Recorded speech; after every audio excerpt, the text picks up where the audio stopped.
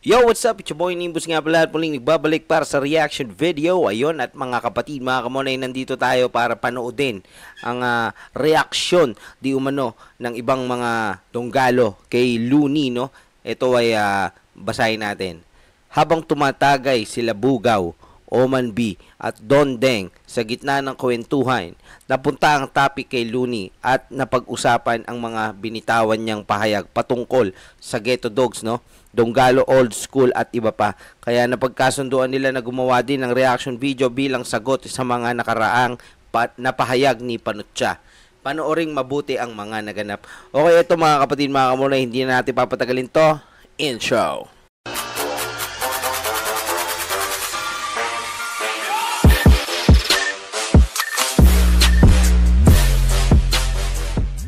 Okay, let's go mga kapatid, mga kamunay. Panoodin na natin to.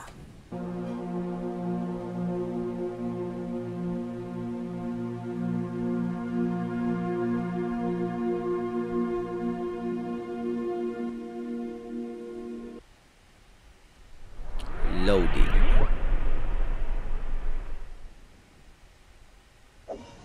Okay, sunod naman na tatalakayin natin ay tungkol sa sagutan ng mga diss tracks ng 187 Mobsters at Donggalo Records. Nagsimula yata yan, teka. Kasta. Nung nagre-review ako kasi Nagsimula yan kay Kasta, hindi nagre-review ko. Kasta daw. Marami nagre-request sa akin na i-review ko daw yung mga diss tracks din ng Donggalo. Ako naman, nung mga panahon na yun, ayoko namang maging gano'n na lang yung break it down na puro diss tracks na lang din yung i-review ko dahil nakakaumay din siya na parang napaka one-dimensional na kaya nga merong rap battles doon na dinadala sa stage na yun kung gusto mo makipagbasagan ng kasi nakafocus siya doon sa doon sa prinsipyo, makipagwasakan ng reputasyon. Saan? Sa flip top? Kasi doon, kita yung mukha mo, kita yung... Ano yun? Yung moro-moro? Na para sa akin kasi mas... Pagdating sa dulo, pagtapos ng ano? Hindi, yun ang gusto niya kasi. Yung rap battle nga na, yung flip top na ginagawa nila na... walang yaan, lahat kasi, babuyan, lahat. damay ang nanay, asawa, anak. Yun ang gusto, kaya niya ay mag-review ng Donggalo, yun ang nire-review niya. Kasi doon, freestyle kuno na lahat. Freestyle ba yun? Sinulat yun eh. Kasi alam mo na yung kalaban mo. Doon siya nakilala sa... doon sila maglulutuan ngayon. Kaya, pero ito, hamunin ko to si Looney.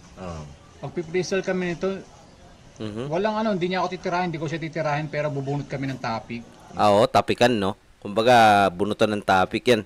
Doon mo malalaman talaga kung mahusay talaga yung rapper, no? Pagka bunutan ng topic.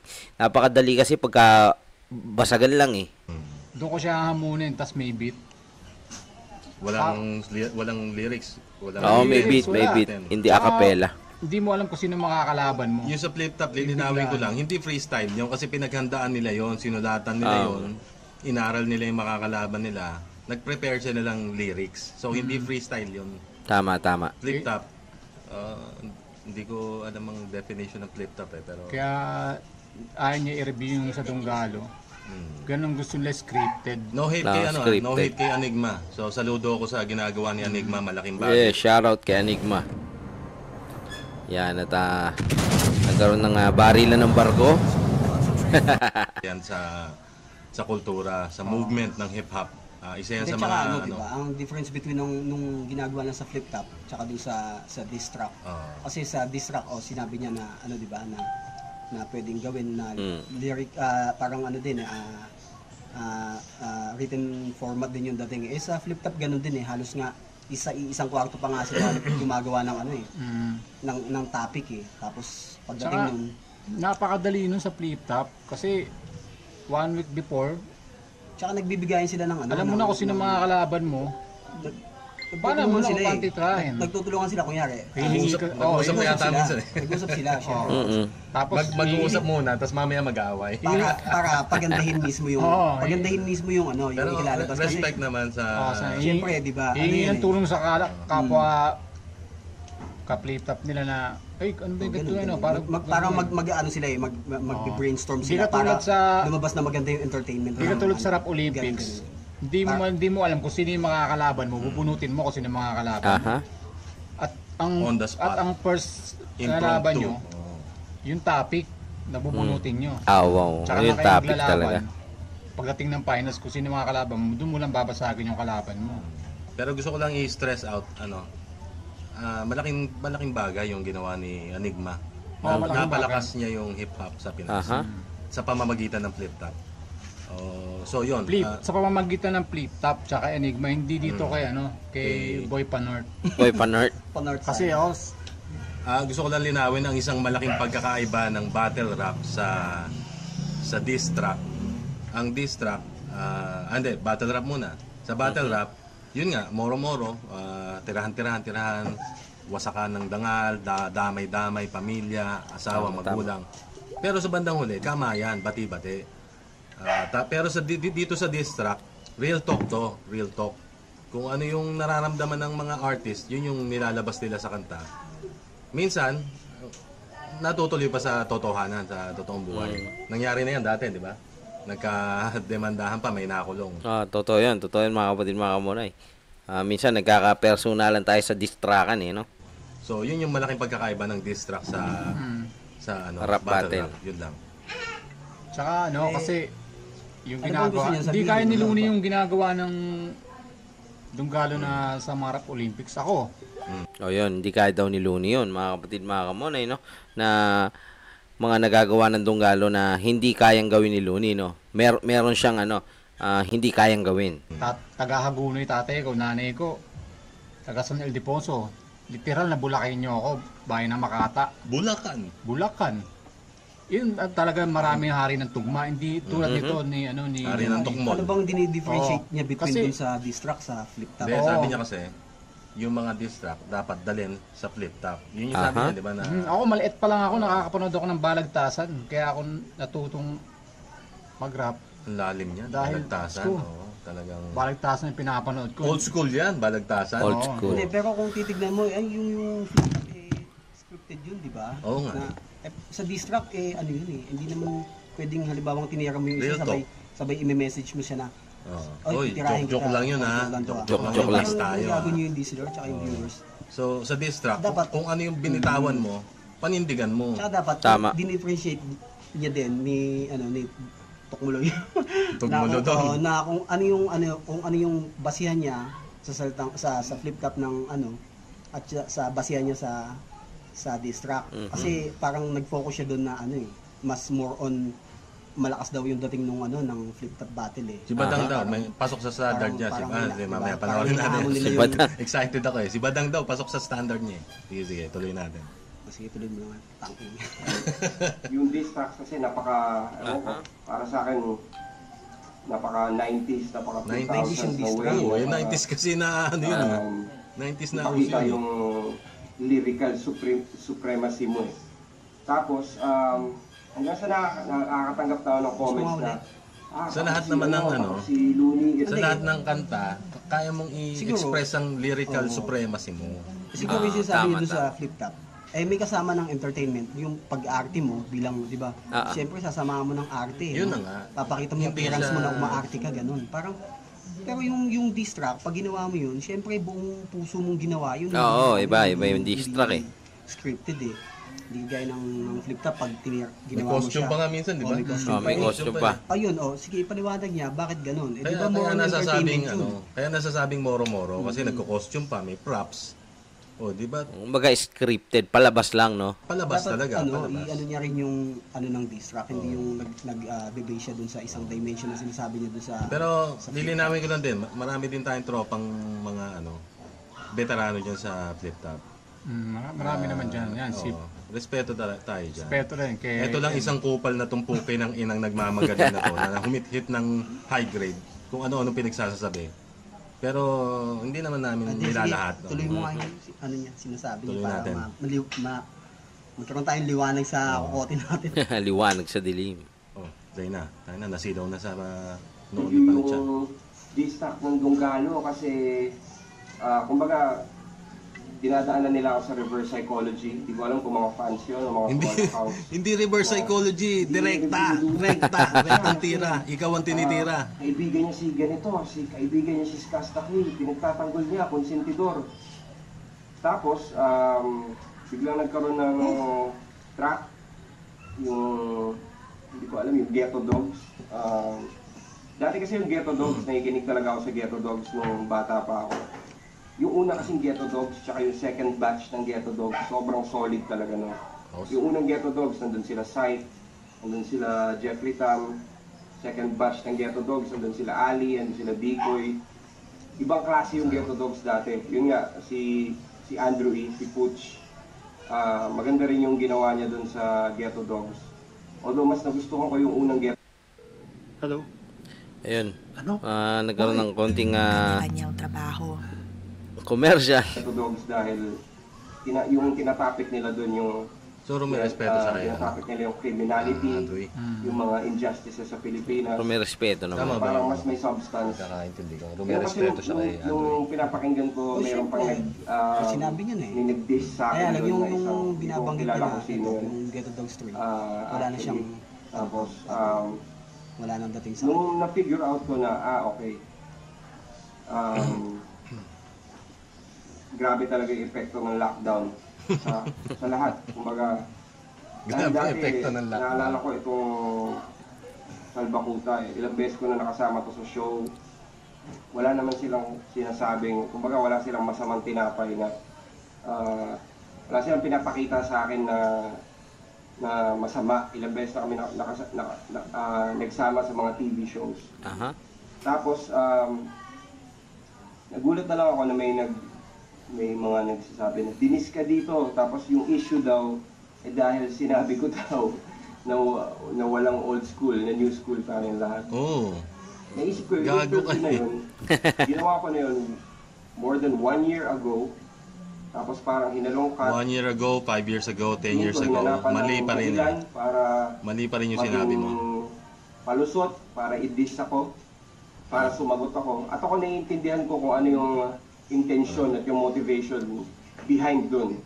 Siyempre, gusto nilang magkaroon ng followers, gusto nilang magkaroon ng views na naiintindihan ko dahil lahat. Hindi dun hindi naglabasan dahil lang sa views or YouTube. Hindi man, ba't wala bang pera yung mga yun? Hindi naman sa pera-pera yung ano dun eh. May pera talaga sa YouTube. Siya, kaya siya pinuna kasi Kupal ka kasi, siya. nagmamagaling ka, Gusto lang nililihis siyang- mo. Oo, gusto lang siyang tuwirin.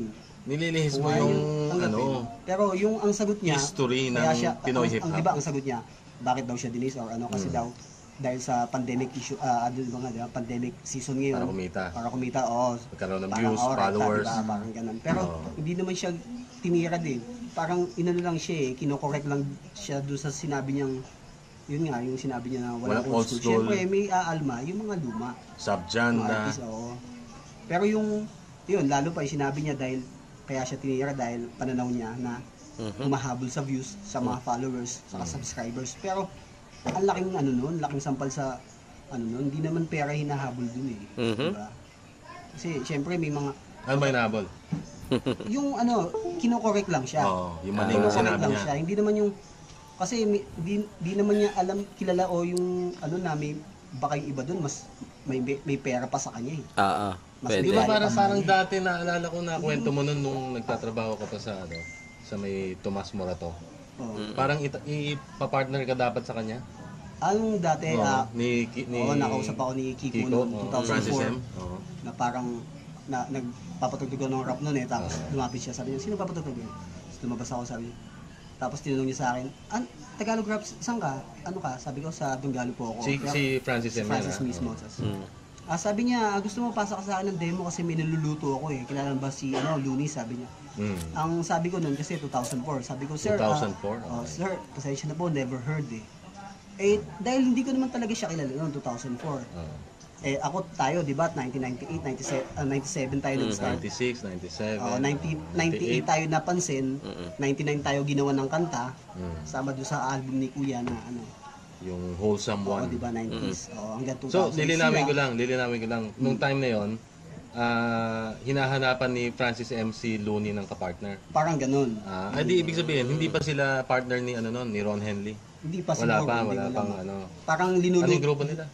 Stick Pigas. Stick finger. Stick finger. Never heard din eh. Hindi, yun nga, yung 2004. Stick finger. Siyempre, hindi ko naman siya kilala nun eh. Hindi naman sila kalala nun. Na- Hindi talaga kilala. Wala naman nakikinig sa kanila nun. Siguro, binibuild up na siya ni Kiko nun na okay tong tao na to, ganun. Tapos sabi niya, pasa ka sa akin, gusto mo kita, ikulab kita. Kung nabubuhay lang si Kiko siguro alam niya rin yun eh. Sabi niya, Tama. kulab kita kay Looney, kilala mo ba yun? Siyempre, 2004 nun eh. Ang sabi ko lang kay Sir Kiko, sir, pasensya na po, never heard eh. Sabi, ganun ba? Sige. Pero kung meron kang kung interesado ka, pasa ka sa akin ng demo. Kasi nung panahon na yun, naman, on and off ako nun sa Donggalo, di ba? Kasi nagtatrabaho din ako. Saka talagang family man. Oo. Tapos siyempre ngayon, di ba isipin mo nagsimula siya ng 2004 na ganun lang muna siya kababa. Hanggang sa, para nasilaw na siya ng fame eh. Pero diba? parang may naikwento sa akin nung nung sikat na sikat yung Itsuno Koko. Dyson K9, no? Sikat na sikat yun. Pero hindi, Parang sa akin lang, sana, huwag niya yun. Huwag niyang ipamukha na mas nakakaangat siya ngayon dahil lang tinitira siya, dinidish siya dahil lang dun sa AdSense, sa views, Para lang umabol ng sa pinaka rekta, pera. Ay, baka hindi niya nga alam baka mas asensado pa yung sinasabihan niya sa kanya. Pero ako, small time lang ako eh. Kasi huwag kang Humble lang, ano? Palamunin lang ako eh. Ikaw, nagbarko ka. Okay, ano natin. Nagbarko din pala ako. Alam naman natin na isa sa paraan yung magkaroon ka ng followers at views sa YouTube, sa AdSense. Pwede kang kumita sa AdSense. Wala pa akong AdSense eh. Bago lang yung YouTube channel ko. Pero yung sinasabi nila na sasagot ako, para kasing Takot ako. honestly, parang hindi ako para sa akin walang dating kasi alam mo ba't walang dating sa kanya? Isa pa. Hindi niya iniintindi yun. Natatawa. Walang old school, walang new school. Parang highest paid na Hindi artista naman na kasi literal yun eh. Kumbaga, sinabi ko yun sa intro. alam Kasi mo, sinabi niya, yung parang sinabi walang niya, dating, hindi siya sumasagot. Hindi niya kasi pinapasok sa kokote niya Alam mo pinapasok niya sa kokote niya, yung mga kabatch niya. Sa 187, mga artist dun. Pasensya na. Pero yun yung pinapasok niya sa kokote niya na mas magagaling yung taga-kabila. Pero kung iisipin niya yun, kung pakikinggan niya maigi, kung ano yung nilalaman na sinasabi nung diss track na banat na yun, syempre, alam naman yun sa sarili niya yun na maganda rin yung binibigay. Pero kung sa sarili niya na tinandim niya sa isip niya, walang dating sa akin yun. Sa una pa lang sa pag-play niya, hindi niya na magugustuhan yun Ba't niya patatapusin yung kanta? Tapos sasabihin niya walang dating sa akin. Dapat din niya na pinakinggan. Oo, kasi yung sinasabi niya may tumira sa kanya, sa last part yun Ibig sabihin, tinapos mo yung kanta. Booking ka, gago. Booking ka, tinapos mo. Dahil tinanong ako tungkol sa pag-aaway ng old school at new school ngayon. Yung pagkasabi ko doon, sinabi ko na kung ikukumpara mo sa Amerika na doon nagsimula yung hip-hop, sa mata nila, new school tayo dahil sub-genre lang tayo nung hip-hop nila. So Kung ikukumpara niya, Hindi, sa mata ng mga New Yorker, mga sa Amerika, New York. Mga New Yorker, no? Ayan, meron naman palatastas. Bronx. ano tayo? New school. New Sa school. pananaw mo lang yun kasi bobo ka.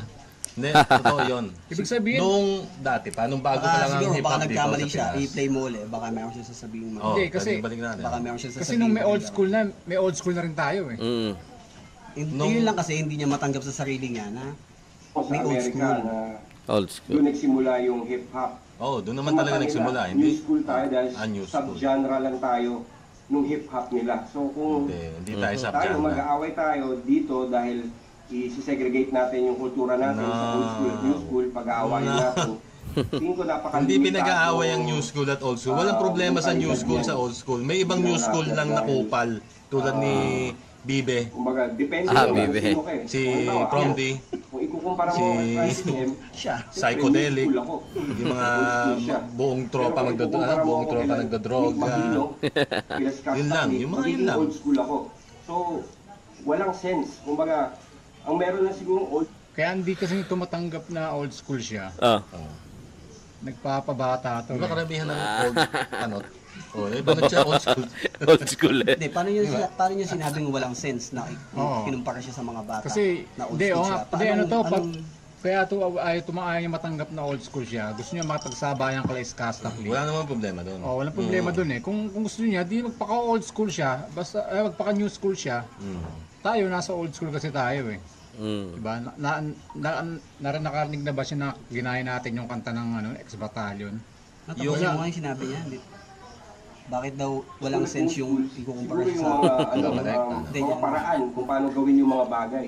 Halimbawa, Aha. kung nagre-record ka, gamit mo pa rin plaka, nasa cassette, Wala nang gumagamit yung mga nun. music mo, Vinyl, old school yung pamamaraan mo, pero yung para i-apply Sa sticker yung na lang tao, yun, para- vinyl, saka sa kasi t-shirt. akin, personally, hindi yun kasi ang tingin ko eh, dahil lalo na ngayon, kung hanggang ngayon, Hindi. hindi Yung pamamaraan, nakadepende way na kung lang ano ng pa ano yung yun eh. edad. ipaliwanag mo nga. Sige, Oh, kasi di paliwanag. ba, yung sinasabi niya old school, at ang ginamit mo ay plaka or ano, cassette tape. Old school ka. Ayun ang paniniwala niya. Pag ayun ang platform na ginamit mo, ayun ang ginamit mo, Old school ka old kapag school ka. plaka ka. Oo, pero pag gumamit ka ng baguhang mga technology na or ano, mabilisan na, pero matanda ka at umano ka, Matanda ka, gumamit sumabay ka ng bagong sa bago, tunog sa new school millennials. ka. Oh. Eh, paano mo nasabi yun? Eh, matanda nga siya eh.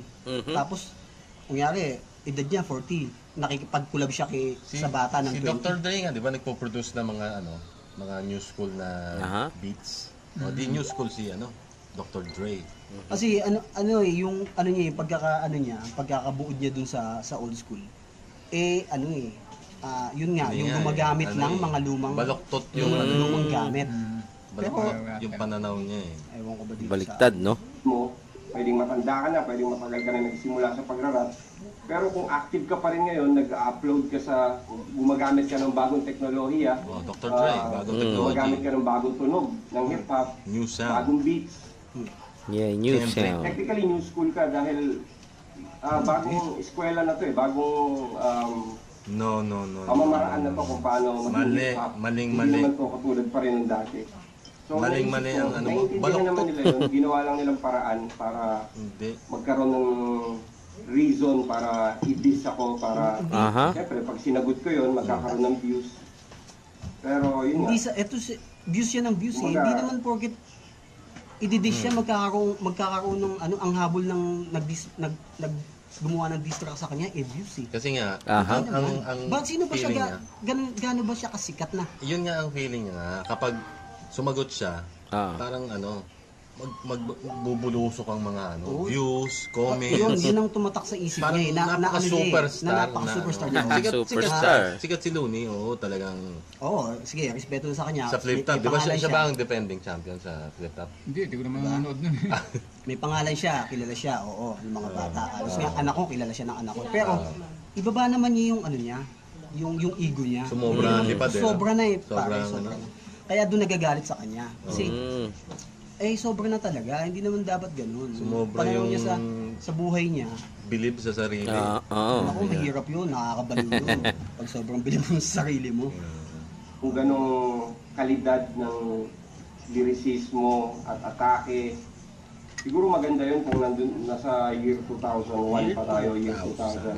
Pero ngayon Si kasi, Eminem gumagamit ng bagong beat ngayon. Oo, matagal na hindi siya. new school. New school si Eminem. Eh, sabi Sabihin niya, niya kay Eminem, nag-uobserba sa na eksena, Eminem, grabe new school na ka. yung evolution ng hip-hop Tara, at ng rap. ginagaya niyo, di ba? Meron pang Lalo na video yung na panood ako lyrics, halos hindi parang hindi ginaya na niyo yung lyrics ni Eminem, Uubra kinanta pa yung niya eh. mumura ka, tapos stick ka hindi, na, idol niya pala si babanggit ka ng Eminem eh. pangalan, o Hindi, ewan ko bakit sabi niya ka ng pinanindigan yung controversial salitang na new bagay. school Kung siya. hindi mo yan nakakagawa ng sining, wala nang dating yan. Kumbaga, Walang para sa dating. akin. Wow. So, Ang lakas mo, Looney. Pukin ang ina mo. Yun. New school eh, no?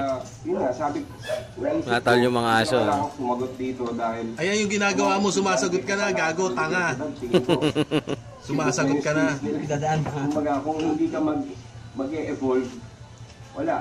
mamamatay ka dito sa Sheesh! dahil Ay, it's all about oo. evolution. Nabanggit mo na rin yung Na. salitang may Yun ang mamamatay. hip-hop, yung music industry. Kung May hindi ka mag-adapt, may hinulaan na, di ba, na may Sabi nga, mamamatay na. Oo, yung prediction, no? Charles Darwin, di ba? Hindi yung pinakamalakas. May mamamatay yung pinakamatalino. rapper na mas kilala sa pagkanta. Sino ba yun? Kundi yung pinaka magaling mag-adapt sa change. Bobo ka, naniniwala kay Charles Darwin. Eh, Charles Darwin nag-teorya ng tao nagmula sa unggoy. Unggoy ka, gago. Oh, eh, yung Unggoy ka pala eh. point out niya nga na theory, mali eh. Oo. Ang magsusurvive daw yung magaling mag-adapt. Bobo, ang survival of the fittest nga. Yung Wow. pinakamatatag, pinakamalakas yun na magsusurvive. Hindi yung pinakamagaling mag-adapt. Parang iniisip ko kahit naman siguro tanggalin nyo yung maskara nyo. Gamitin nyo tunay yung pangalan. Wala ko nakakilala sa inyo. So ba't kayo natatakot? Eh, Kumbaga sa flip top. eto ka kasi, oh. Harap-harapan dun. Ang taas mo kasi. Yun talaga. Kaya kilalang kilala ka ng mga tao. Napakataas ng tama mo. Eh Lakas di tama. titirahin nga namin na wala kaming maskara.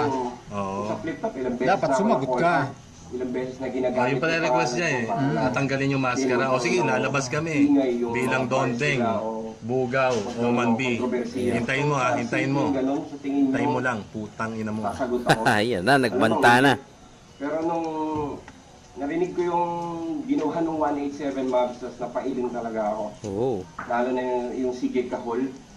Grabe yung pag-elevate nung skills Elevate? nilang apat.